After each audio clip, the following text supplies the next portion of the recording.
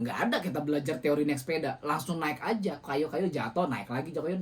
Ketika kita mindsetnya hemat pangkal kaya, yuk bisnis modalnya berapa? Cuman 10 juta, aduh mas.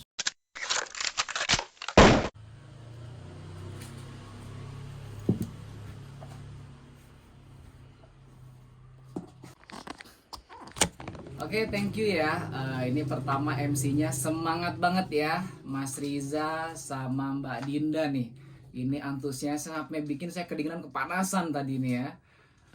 Terus ini tadi ada ketua panitia ya, ada Mbak Hana, yang Mbak Nagita sama Mas Nathaniel nih dari LMPSI ya, luar biasa. Dan ini teman-teman pagi-pagi hari Minggu ya, bisa nonton Zoom. Saya nggak tahu nih kondisi ini nonton semua atau sambil rebahan nih kan, nggak tahu, cuman nggak masalah ya. Oke teman-teman, eh, apa mungkin apa ya, ada sebuah pantun ya, anak nelayan menuju muara mencari ikan dengan perahu. Teman-teman seperjuangan semua, izinkan saya memperkenalkan diri dulu ya, karena kan tak kenal maka tak sayang gitu katanya ya. Cuman jujur saya kenalan diri bukan karena butuh kasih sayang pagi ini ya, pengen kenalan aja. Oke, teman-teman, nama saya Kurniawan Agung Pradana ya, kebetulan alumni UGM juga ya, Universitas Gunung Mengidul, UM-nya lebih tepatnya ya. Itu universitas paling mewah di Jogja, paling mepet sawah maksudnya ya. Tapi kebetulan ayah saya alumni UGM, adik saya yang kedua alumni UGM, dan yang keempat juga sekarang kuliah di UGM. Jadi boleh dikatakan nih saya ini kakak ipar tingkat Anda di UGM ya. Nah, tapi ingat banget dulu ya ketika masih awal-awal kuliah di Jogja, maba ya, kuliah mahasiswa baru ya. Saya tahu nih beberapa dari teman-teman juga di sini sepertinya mahasiswa baru ya. Cuman saya lihat mukanya beberapa udah agak tua nih, mungkin agak boros sepertinya ya. Nah, nggak masalah ya. Biasa mungkin mahasiswa ya, ya seru banget sih kalau kuliah di Jogja tuh ya, karena biaya hidup murah, kotanya terkenal pelajar, wisatanya banyak, kemana-mana nggak jauh gitu ya.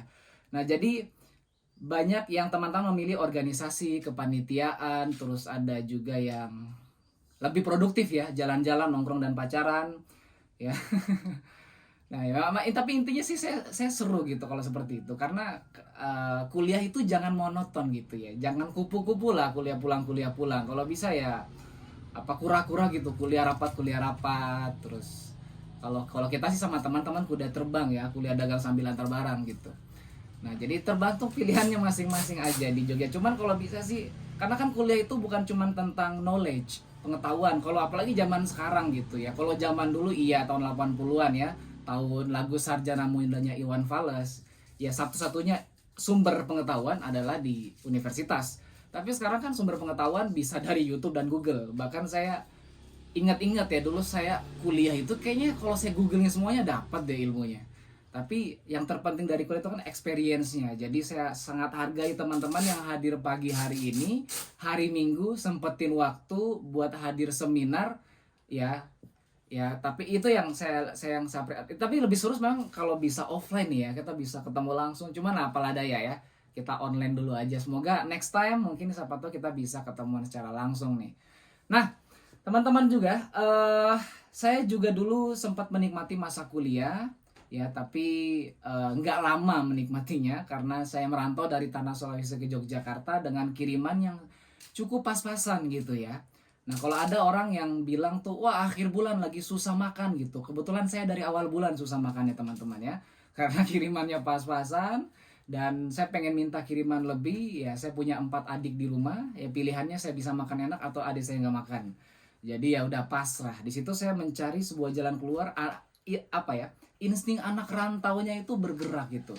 Ya langsung nyari peluang, nyari peluang, nyari peluang, dan ada sahabat saya yang eh, ngajakin sebuah peluang kita bisnis bareng gitu ya.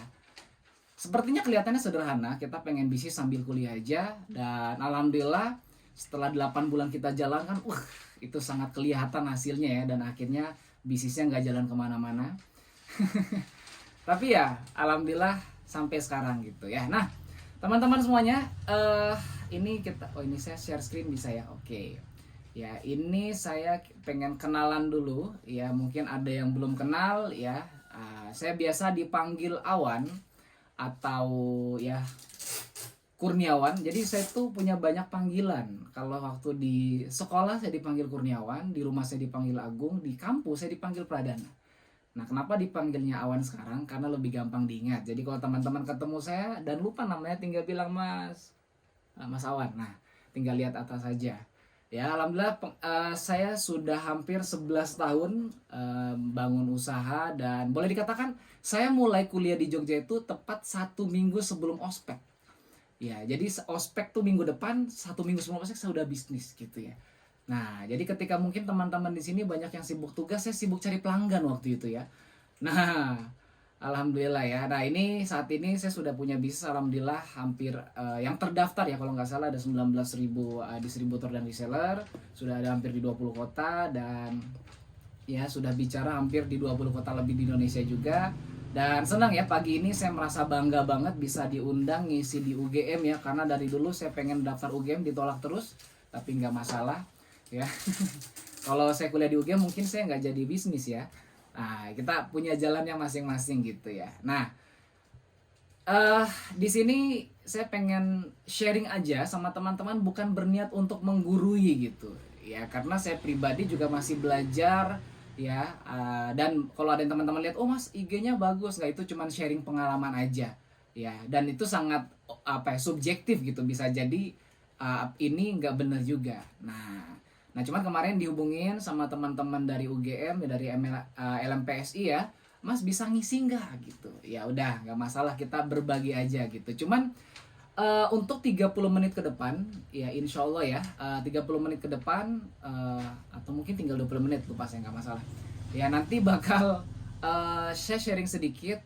Temanya ini kan how to be rich gitu ya. Wah, ini kalau di Jogja ada namanya Hotel Rich Jogja. Kalau patokannya kalau bisa nginap di situ udah rich lah pokoknya ya. Nah, cuman teman-teman, ini saya bilang ini sebuah kayak kata-kata yang menarik, bagus didengar tuh, born to be rich gitu, lahir langsung kaya gitu, kayak Rafathar gitu kan, wah gitu. Cuman sayang sekali ya, kalau disuruh milih, Anda pengen milihnya lahir dari mana kira-kira? Ya, pengen milihnya dari anaknya Pak Jokowi atau Sandiaga Uno? Wah, coba bisa jawab nggak di sini? Tolong tulis di chat gitu ya. Ada yang bisa jawab nggak kira-kira? Ya kalau Anda jawab berarti Anda durhaka itu ya. Allah, milih orang tua lah, udah lahir dari orang tua, dididik dari kecil, minta lahir dari yang lain tuh. Astagfirullahaladzim ya. Nah, tapi ini kata-kata yang sangat menarik gitu maksudnya, born to be rich gitu. Karena saya kemarin buka TikTok gitu ya. Nah, itu ada satu quote yang menarik dari podcastnya Lewis Howes. Nah, jadi teman-teman sadar nggak sih, otak kita tuh nggak didesain untuk sukses loh. Kalau teman-teman mungkin anak psikologi harusnya paham lah kayak gini ya. Otak kita tuh didesain untuk bertahan hidup. Jadi kalau teman-teman sering merasa malas-malasan, nunda, suka rebahan, itu sebenarnya bukan berarti teman-teman itu ada yang error gitu. Itu sebenarnya teman-teman cuma punya otak yang normal. Karena namanya otak didesain itu untuk menghemat energi kan gitu. Jadi teman-teman yang sekarang nontonnya sambil rebahan itu memang otaknya normal berarti. Masalahnya adalah sukses itu nggak normal teman-teman. Kaya itu nggak normal. Berjuang itu nggak normal gitu. Makanya kalau kita ada yang bilang sama saya, mas masalahnya ini kayak mut-mutan. Ya bagus, memang otaknya didesain buat gitu. Nah, kalau pengen sukses harus dirubah. Ya, mungkin selama 20 menit ke depan saya cuman bisa kasih sedikit masukan ya, bagaimana untuk install ulang. Karena teman-teman, otak kita ini itu seperti operating system. Ya, operating system. Nah, itu bisa dirubah atau diinstalasi ulang. Nah, teman-teman, ya bicara tentang entrepreneurship gitu ya. Bicara tentang entrepreneurship. Kabar gembiranya, ini saya kemarin lihat berita di Kompas, itu hampir 72%, ini hasil survei ya di Asia Pasifik, Asia Tenggara, itu hampir 72% anak mudanya, Gen Z sama milenial, itu punya minat untuk bisnis gitu. Dan saya percaya teman-teman yang hadir pada pagi ini, itu saya yakin paling minimal udah pernah jualan. Ayo, taruhan deh, saya yakin di sini pasti pernah jualan semuanya. Laku apa enggak urusan nanti, tapi saya yakin pernah jualan gitu ya. Paling tidak jual diri lah ya. Nah, ya kan posting-posting di Instagram, di Tinder, Tantan gitu. Nah, Itu apa enggak di ya pas awal pandemi kemarin kan tiba-tiba semua jual jilbab, jual pulsa, jual HP, jual ini itu, jual masker dan lain-lain. Ya, atau paling tidak teman-teman pernah promosi satu barang. Misalnya HP teman-teman punya HP gitu. HP-nya teman agak bulukan gitu. Ah, mending pakai HP ini aja. Teman kita susah sinyal. Ah, pakai kartu, ganti kartu ini aja, kita habis makan enak. Nongkrong di sini aja seru banget. Kita pernah jualan tanpa sadar, tapi yang kita promosikan bisnisnya orang, teman-teman ya. Nah, itu dia. Atau paling tidak pernah promosi kampus lah ya. Nah, paling tidak tuh pernah jualan kampus. Tapi kuliah di mana? Di sini. Wah, UGM aja lebih keren gitu. Nah, berarti teman-teman promosi UGM ya. Nah, kalau teman-teman ada 1.000 orang masuk UGM, sayangnya teman-teman bukan nggak dapat apa-apa ya. Nah, paling tidak kita punya minat untuk bisnis. Nah, masalahnya teman-teman. Nah, ini dia. Tapi kok Indonesia masih ketinggalan banget ya? Dikit banget gitu yang pengusaha. Padahal kita survei tadi banyak yang minat bisnis. Ya mungkin udah sadar ya bisnis itu bukan lagi pilihan tapi udah jadi kebutuhan gitu teman-teman. Kalau zaman dulu pilihannya itu mau jadi dokter atau pengusaha. Sekarang dokter pun punya usaha teman-teman. Ya pegawai negeri PNS. Ya PNS itu kalau dia punya harta yang banyak pilihannya cuma dua. Dia bisnis atau korupsi. Nah itu dia pilihannya ya. Ini saya minta maaf agak ngegas ya. Bukan berarti saya marah-marah ya. Emang orang Sulawesi ngomongnya gitu teman-teman ya. Nah, jadi seperti itu ya. Nah, ini dia masalah. Karena kenapa? Ya, kenapa? Nah, setelah saya pikirkan kenapa ya, dan setelah saya berinteraksi sama banyak teman-teman anak-anak muda, ngobrol-ngobrol banyak, ternyata banyak minat bisnis, tapi takut gagal, tapi mikirnya panjang, tapi overthinking, tapi mut-mutan, tapi bingung mulai dari mana. Kebanyakan tapinya. Gitu. Tapi gini Pak, tapi gini. Ya wajar ya. Berarti artinya apa tadi? Otaknya normal. Normal aja. Mau bisnis tapi ntar kalau nggak laku produk gimana Mas? Nah, normal itu, normal. Mau bisnis tapi aduh dulu pernah jualan nggak laku Mas. Nah, ini normal. Nah, tapi kalau pengen sukses, kita bahas tadi, harus nggak normal dulu tuh. Ya. Nah, apalagi setelah baca berita-berita kayak gini nih, wih, ini makin gak yakin nih. Udah deh bisnisnya nanti aja pas udah lulus. Udah deh nanti kalau udah dapat pekerjaan tetap habis lulus kuliah baru mulai bisnis gitu. Ntar deh kalau udah plannya rencana. Nah, ya ini banyak kayak gini. Cuman kalau saya sih teman-teman ya, setelah melihat berita kayak gini, saya lebih takut ngelihat ini sih sebenarnya.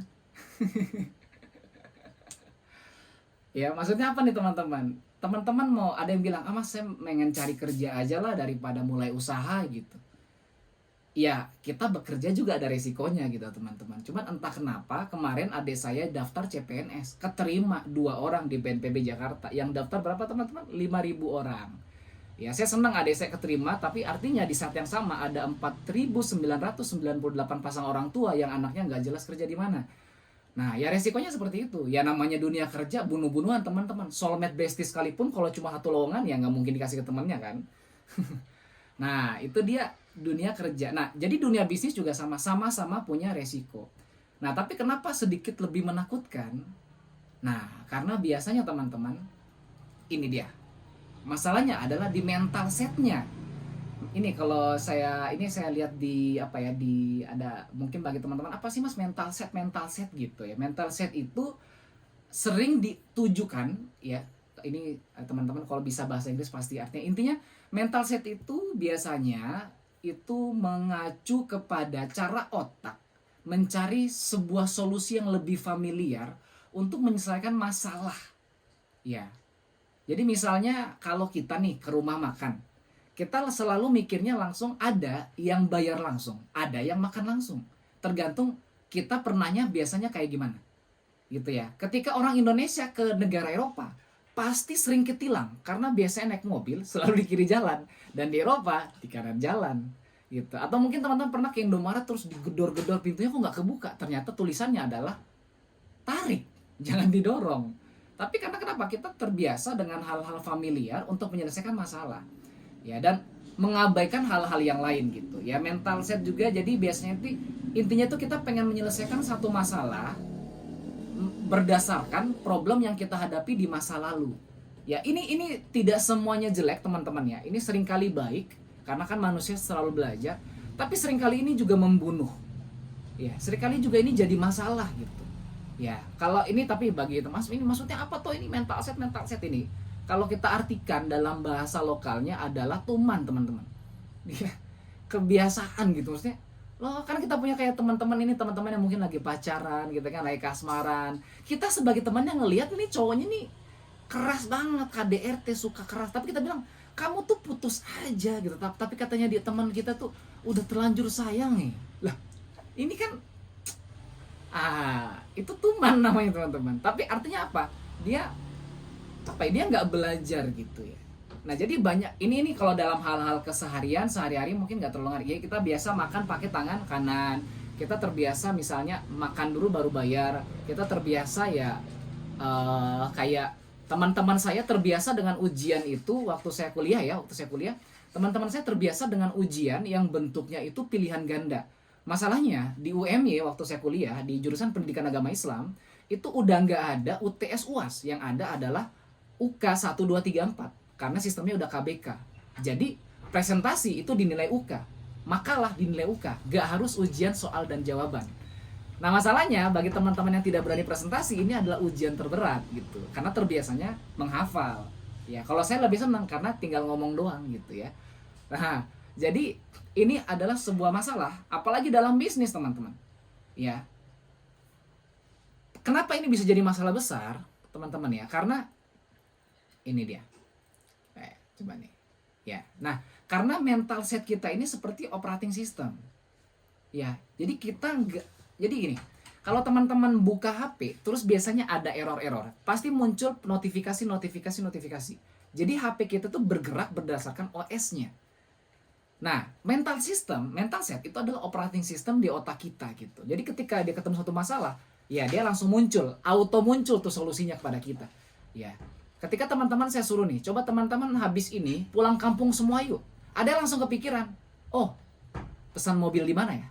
Karena dia pulangnya ke Semarang. Oh, motor tak taruh di mana ya? Karena dia pulang ke Magelang. Ada langsung, oh buka Traveloka karena pulangnya ke Kalimantan.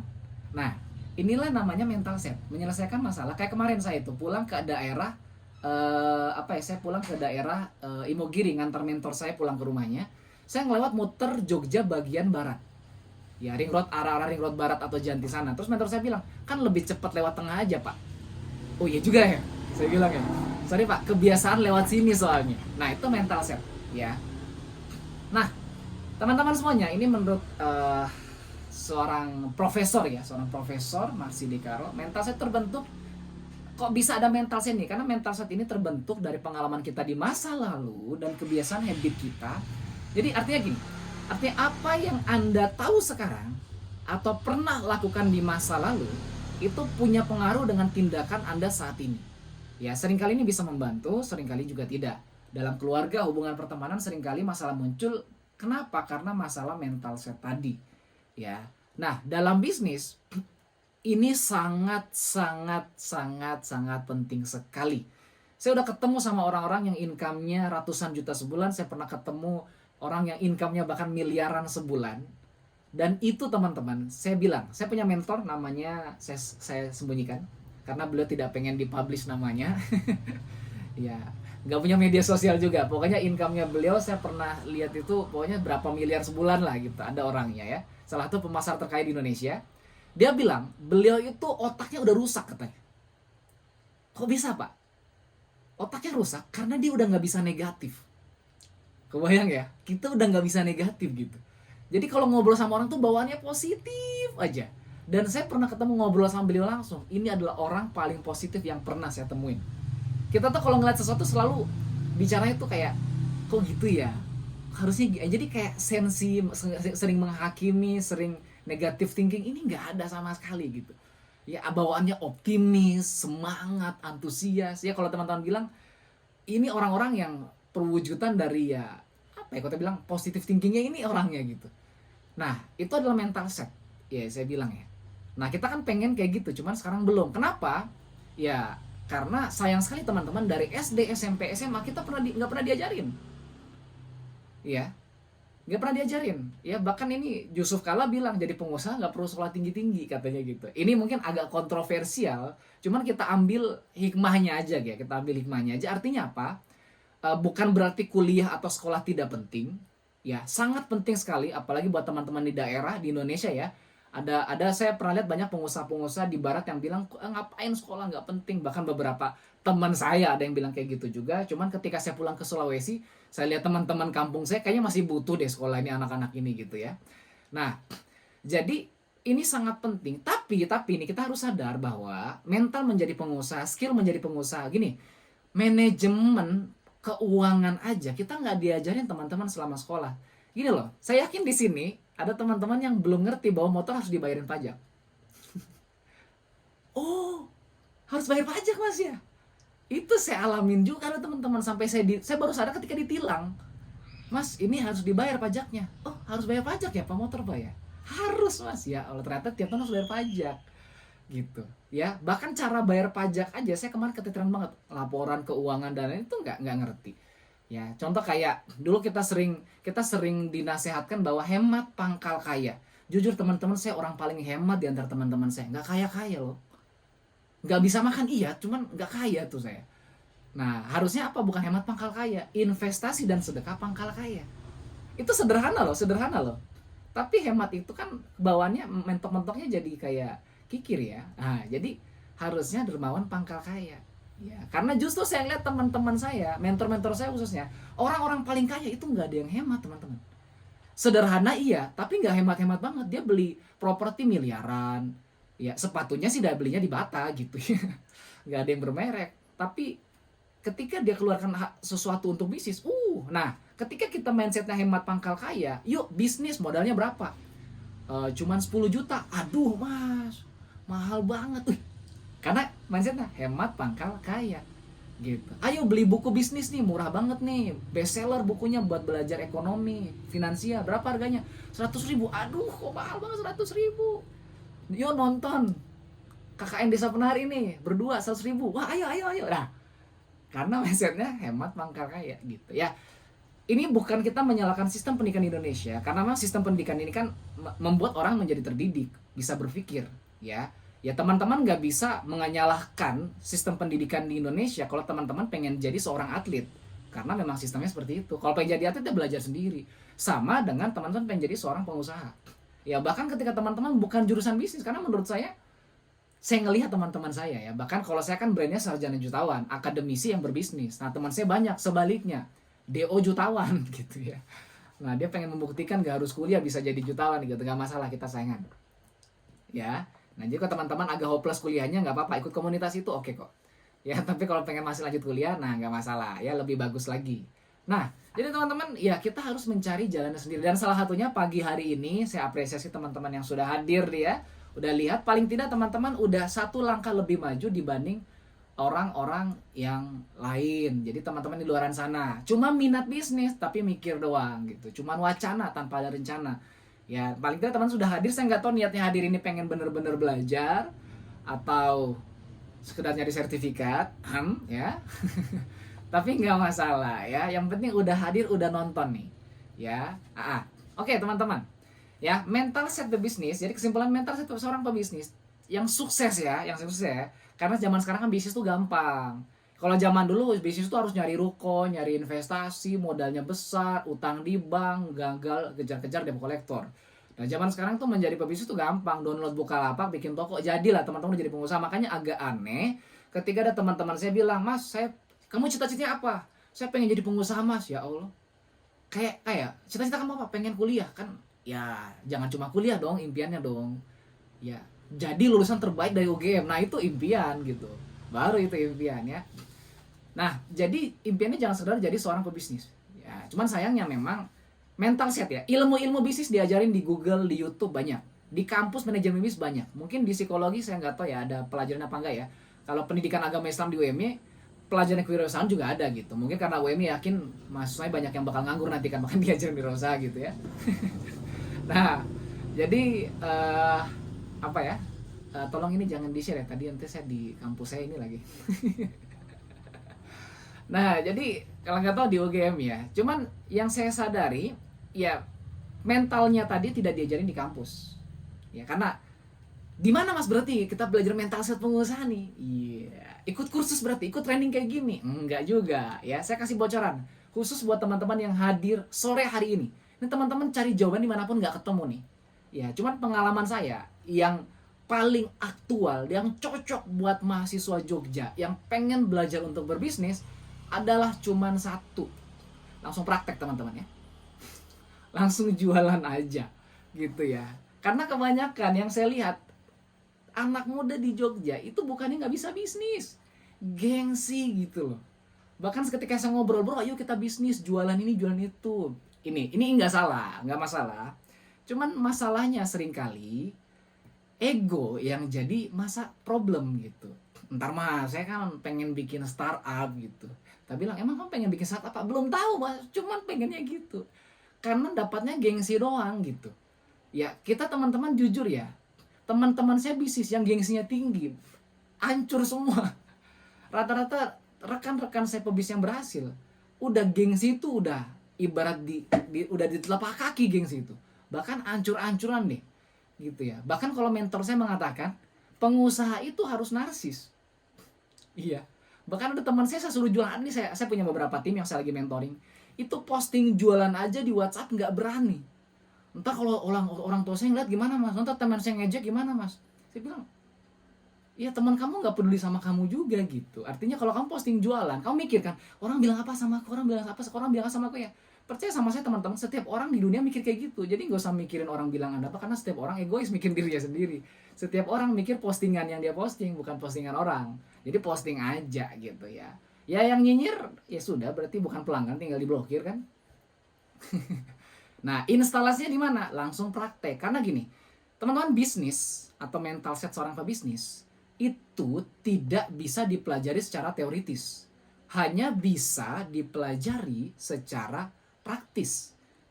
Ya, jadi ini sebuah keterampilan. Ya, kayak kita naik sepeda, nggak ada kita belajar teori naik sepeda, langsung naik aja, kayu-kayu jatuh, naik lagi, jatuh lagi. Kayak kita belajar renang gitu, bagi teman-teman yang bisa renang, nggak ada kita belajar renang itu teori dulu kan, teori, ayo gaya dada di atas meja, gaya dada gitu, nggak ada. Yang ada cebur, ya, cebur langsung, kelelep dikit nggak masalah, cebur lagi. Nah, bisnis juga sama. Ya, apalagi kalau katanya Jaya Budi ya, Pak Jaya Budi, Coach Jaya Budi itu yang pendirinya Yuk Bisnis, itu beliau bilang nomor satu kalau teman-teman mulai bisnis nggak usah pakai strategi, nggak usah pakai rencana, bis plan dan lain-lain, udah jualan aja, banyakin motivasinya jualan, ya. Nah kalau teman-teman jualan aja nggak bisa, ya gimana mau bisnis teman-teman? Karena konsep inti dari bisnis adalah menjual, entah itu menjual produk atau menjual diri ya. Maksudnya menjual diri bukan dalam tanda kutip jual diri ya. Artinya kita harus bisa membuat klien, customer kita percaya sama kita. Karena zaman sekarang teman-teman, orang nggak beli produk yang bagus, orang predik sama siapa yang dia percaya gitu ya. Kita pengen makan pasti nyari tempat yang familiar. Nah teman-teman semuanya, untuk merubah mental saya tadi, mentoknya adalah dipikir, kita bicara operating system yang ada di otak manusia. Jadi kita bicara tentang otak manusia. Ya, mental itu kan pikiran awalnya. Ya, nah masalahnya pikiran kita ini kan kita pengen rubah nih mentalnya gimana nih yang ada di pikiran kita nih. Karena dari SD ini kita diajarinnya ya nyari kerja nantinya. Saya juga dulu sama. Saya nggak ngerti bisnis karena orang tua saya, guru-guru saya, teman-teman saya otaknya, oh nanti jadi PNS aja lebih enak, sejahtera hidupnya sampai tua. Nah, jadi nggak ngerti bisnis. Nah, tapi harus dirubah. Ya, ini saya akan cepet aja. Teman-teman, ada 3 cara untuk merubah mental set kita. Ada 3 cara. Dan teman-teman, 3 hal ini sangat krusial dan tidak bisa digantikan salah satunya. Yang pertama adalah informasi. Apa yang teman-teman baca, dengar, dan lihat, itu menentukan apa yang di otak kita. Bagi teman-teman yang suka nonton film horor, ketika mati lampu malam-malam, di dapur ada suara, langsung mikirnya, aduh paranormal activity nih. Wah, ada si penari di belakang nih kayaknya nih. Tapi kalau teman-teman suka yang nonton film action dan kriminal, ketika mati lampu dan di dapur ada suara, langsung mikir apa? Aduh, ada maling nih, ya. Jadi tergantung informasi yang ada di otak kita. Nah, ketika kita bicara contoh dalam bisnis, kegagalan atau kerugian, itu mental informasi yang di otak kita mikir. Ketika ada yang bilang gagal itu adalah the end, itu kan informasi di pikiran kita ketika kita ngeliat orang-orang gagal bangkrut. Tapi kalau orang-orang sukses, mikirnya gagal bukan sebagai the end. Gagal adalah sebuah pembelajaran. Ya, jadi hati-hati dengan siapa yang Anda follow, hati-hati siapa yang Anda subscribe. Karena informasi yang kita baca setiap hari, hampir 8 jam sehari kalau orang Indonesia, itu dari smartphone. Kalau dulu memang hati-hati sama buku yang dibaca gitu ya. Nah kalau sekarang siapa yang Anda follow? Makanya follownya sarjana jutawan. Iya. Ya, oke teman-teman. Nah, ya ada banyak akun-akun yang lain Anda bisa sesuaikan ya. Kalau saran saya nggak usah jangan random juga follow. Cari yang memang sesuai dengan minat atau passion Anda. Nah, yang kedua adalah public figure. Siapa yang Anda idolakan dan Anda kagumi. Mohon maaf kalau ada fans Justin Bieber juga oke bisnisnya. Ya, cuman sayangnya fansnya nggak ada yang bisnis. Nah, hati-hati siapa yang sama Anda idolakan. Ya, karena siapa? Kalau kita mikir sesuatu, ya ini yang saya baca di sebuah buku namanya The Magic of Thinking Big. Ketika kita pengen melakukan sesuatu, seringkali kita langsung pikirnya siapa yang kita idolain. Contoh nih, orang-orang yang suka drakor atau ngefans banget sama K-pop, ketika dia kaget bilangnya apa? Aigo, aigo. Pasti gitu kan? Pernah lihat nggak orang-orang kayak gitu tuh? Iya pasti, kenapa? Karena sering nonton. Ya itu orang yang dia kagumi, ikut-ikut gayanya, ikut-ikut kebiasaannya, ikut-ikut habitnya, ya. Tapi kalau K-pop masih bagus karena banyak kan idol-idol yang memang lurus banget gitu, secara karakter bagus ya. Bahkan pernah punya latar belakang hitam titik doang itu, wah jatuh dia itu. Makanya ya repot juga kalau kita jadi idol di Korea ya, langsung terkuak kita aib-aib kita di masa lalu nih. Nah, jadi hati-hati sampai yang Anda idolakan. Nah, seorang pebisnis pasti harus ngidolain ya. Pebisnis kalau sekarang kan banyak banget tuh, ada Pak Sandiaga Uno, Khairil Tanjung, yang kalau generasi muda kan ada siapa ya? Kok saya kerasa kayak tua sekali gitu ya. Ada Riko Huang, ada siapa lagi ya. Nah, ini salah satu sosok yang pengen saya liatin. Ya, ini kita mungkin Anda nggak tahu siapa beliau. Wah, ini siapa? Ada yang tahu ini siapa? Saya yakin tidak ada yang tahu. Ini adalah salah satu mentor saya, teman-teman. Dulunya adalah mahasiswa Jogja, merantau dari Palu ya ke Yogyakarta, dan ini miskin banget. Jadi kalau ini garis kemiskinan, beliau di bawah garis kemiskinan. Bayangin, tahun 2003 50.000 untuk hidup sebulan, bahkan hidup makan siang harus dibayarin pacar saat itu ya. Luar biasa, beliau sangat materialistis. Ya, tapi survive, berjuang ya. Alhamdulillah bisa membangun bisnis yang dulunya ya aktivis-aktif. Ini ketua Kopma di Yogyakarta tahun 2003. Kalau teman-teman tahu ya, nanti cari aja siapa beliau. Ya. Nah, saat ini alhamdulillah sudah jadi salah satu inspirator di Indonesia. Bahkan kalau teman-teman suka nonton motivasi di YouTube, pasti tahu YouTube beliau. Namanya beliau adalah seorang Pak Abdi Suardin. Mungkin ada beberapa nggak asing. Oh, Pak Abdi Suardin, Pak ya, saya sering nonton YouTube-nya nih. Nah, kalau Anda yang, nah ini beberapa saya lihat, oh, ekstremisnya kayak gitu, berarti bagus nih, YouTube-nya subscribernya udah bagus. Tapi ada yang masih datar gini. Siapa tuh mas? Nah ini YouTube-nya nih pasti nontonnya review-review film ini ya, atau gosip-gosip artis. Nah itu hati-hati nih sama algoritma ya, karena otak kita juga punya algoritma, kita mencari apa yang sering tersilang di otak kita ya. Hati-hati teman-teman. Nah jadi ini siapa yang kita kagumi juga menentukannya. Kebetulan Pak Abdi Suardin satu idola saya juga, karena dulu sama-sama orang Sulawesi, sama-sama siswa Jogja. Tapi alhamdulillah sekarang bukan cuma jadi inspirator saya, sekarang juga jadi mentor bisnis saya. Ya, jadi beliau yang juga sering seminggu sekali, sebulan sekali konsultasi sama beliau, bahkan ketemu di rumah beliau ngobrol tentang bisnis ya. Nah, dan yang terakhir teman-teman, setelah kita bicara tentang informasi yang masuk ke otak kita, kita harus pilih-pilih yang bagus, yang benar, yang positif.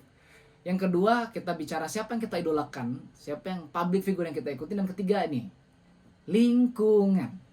Ya, income kita ditentukan sama 5 orang yang paling dekat dengan kita. Ini hati-hati nih teman-teman ya. Jadi coba nih buka HP ya, coba selfie terakhir bareng siapa tuh. Hati-hati tuh, lagi pegang vape atau lagi nonton apa? Lagi nonton Netflix atau lagi buka seller Lazada tuh. Nah, hati-hati tuh teman-teman ya. Jadi hati-hati sama circle-nya. Lingkungan menentukan masa depan. Ya ini kalau ini sepertinya udah nggak usah, apalagi di Jogja. Saya hati-hati di Jogja teman-teman. Di Jogja ini nggak ada orang setengah-setengah. Di Jogja ini baik banget, hancur banget. Saya alumni pesantren, saya 7 tahun di Gontor di Jawa Timur teman-teman. Bahkan teman saya yang alumni pondok aja banyak yang hancur di Jogja teman-teman. Jadi luar biasa, hati-hati sama teman-temannya. Tapi saya percaya nih, teman-teman di anak-anak LMPS ini luar biasa ya positifnya ya. Makanya teman-teman jangan ragu nih bergaul sama teman-teman. Ada Mas Riza, Mas Nathaniel, Mas Dinda, Mbak Dinda, Mbak Hana. Nah ini bergaul ya. Sorry saya nggak bisa sebutin semuanya karena yang kelihatan namanya cuma ini ya. Lingkungan. Yang terakhir teman-teman dari saya, ini tinggal, udah habis tapi nggak masalah ya. 2 menit terakhir adalah perspektif. Ini yang menentukan kita. Ini kita kalau bicara perspektif ini sama-sama benar. Contoh nih, saya sering debat sama teman-teman saya yang akademisi. Bro, gini penting nih. Wah bisnis tuh ngapain lu? Jadi sering debatnya kayak gitu. Karena kita punya perspektif yang berbeda ketika memandang sebuah contoh sistem pendidikan gitu. Ya bagi dia pendidikan itu the best, the one and only gitu. Bagi saya ya pendidikan bagus, cuman ya ada yang gitu ya. Nah jadi karena beda, ada teman saya yang karyawan gitu. Kalau kita bicara tentang keuangan, beda lagi tuh. Sama-sama benar, jadi bukan siapa salah siapa yang benar, cuman kita bicara perspektif. Kayak ini dua orang di debat nih, oh ini 96. Jadi kita nggak usah nyari mana yang benar mana yang salah, tapi kita harus memahami perspektif yang lain aja. Contoh teman-teman, perspektif tentang uang. Nah selama ini seringkali kita salah diajarkan perspektif tentang uang. Banyak yang bilang uang itu sumber keburukan, hati-hati jangan ngejar uang, jangan muluk-muluk ngomong uang, katanya kayak gitu. Padahal di dalam hadis, ya mohon maaf yang ini bagi yang muslim ya harus tahu hadis ini. Hadis ini mengatakan, saya kasih tahu artinya pokoknya, kemiskinan itu rentan dengan kekufuran. Nah hati-hati tuh, itu ada hadis itu loh. Jadi Islam bahkan nih kalau teman-teman dalam Quran tau nggak ayat terpanjang dalam Quran bahas apa? Ayat terpanjang dalam Al-Quran itu bahas tentang warisan. Al-Quran nyuruh sholat cuma satu kata, akimi sholat, selesai. Nggak diajarin cara ruku, cara sujud, nggak. Bahkan Nabi mengatakan apa kalau diajarin sholat? Solu kama ro'aitumuni usoli. Ibarat kalau bahasa gaulnya tuh udah, Nabi gimana cara sholat? Lu lihat gua gimana? Nah kayak gitu. Kayak gitu simpel cara sholat. Tapi ketika bicara tentang uang ini spesifik banget. Ayat terdetail dalam uang bahas apa? Bahas warisan. Ayat terpanjang bahas utang piutang, ayat terdetail bahas tentang uang. Jadi Tuhan aja berasumsi hambanya ini kaya-kaya semua. Nah, ya jadi uang ini bukan sumber. Jadi keadaan nanti kalau orang kaya itu jahat-jahat. Nah, ini sering nonton Indosiar berarti nih ya. Orang baik juga banyak teman-teman. Orang kaya yang sedekahnya ratusan miliar itu banyak. Ya. Nah itu dia ya. Jadi uang itu hanya menunjukkan jati diri kita. Kalau kita hemat makin kaya makin hemat, kita dermawan makin kaya makin dermawan. Nah kalau kita orangnya hedon makin kaya makin hedon ya. Jadi dan ini uang tidak membuat kita kaya teman-teman, tapi skill untuk mendapatkan uang yang bikin kita kaya. Jadi jangan nyari uangnya tapi kejar skillnya. Dan teman-teman sebelum penutup dari saya adalah ini perspektif manusia normal. Kalau orang normal itu takut salah, nanti gagal. Aduh bingung mulai dari mana nih. Mulai bisnis tapi nggak punya modal. Nanti kalau nggak ada hasil gimana? Belum punya rencana nih, belum ketemu passion. Nah tapi kalau yang abnormal, itu berani gagal, berani salah. Karena kegagalan itu pelajaran. Makin gagal makin seru. Bagi teman-teman yang atlet, makin jatuh badannya pegel-pegel, biru-biru, itu makin seru. Kenapa? Itu tandanya kita bergerak. Itu tandanya kita latihan. Ya mulai bisnis, asah. Ya jadi gimana biar kalau nggak punya modal, berarti kalau nggak ada modal nggak mulai-mulai. Ya justru mulai karena bukan modalnya tapi skillnya. Kalau punya skillnya modalnya datang. Ya bisnis bukan cuma tentang uang tapi tentang aset. Dan ini teman-teman, pengalaman gagal itu lebih berharga daripada rencana yang sempurna. Ya. Dan terakhir, passion bukan jaminan profit. Udah deh apa aja nggak usah ikutin passion ya. Yang penting dilakukan dengan passion, senang hati. Ya. Dan terakhir teman-teman, ya, ini ada tips dari saya. Teman-teman bisa screenshot habis ini. Kalau bagus nanti bisa tag Instagram saya. Pertama, kita membuat sebuah kebiasaan. Bicara mindset itu bicara kebiasaan. Gak bisa dibentuk 1-2 hari, apalagi menghilangkan instalasi kita dari SD dulu. Kita harus buat mindset atau mental set yang baru. Memang butuh waktu dan butuh dipaksain. Tapi gak masalah. Pertama kita bikin kebiasaan dan nanti kebiasaan yang membentuk kita. Gak ada orang pemarah, yang ada orang memilih untuk marah. Gak ada orang yang pemalas, yang ada orang memilih untuk malas, akhirnya jadi kebiasaan. Nah kebiasaan ini dibentuk. Nah ini kebiasaan-kebiasaan yang mungkin bisa teman-teman mulai lakukan ya. Dan ini ada beberapa referensi dari saya, bisa teman-teman coba. Kalau memang ngefek tolong kabarin saya, kalau nggak ngefek nggak usah kabarin saya.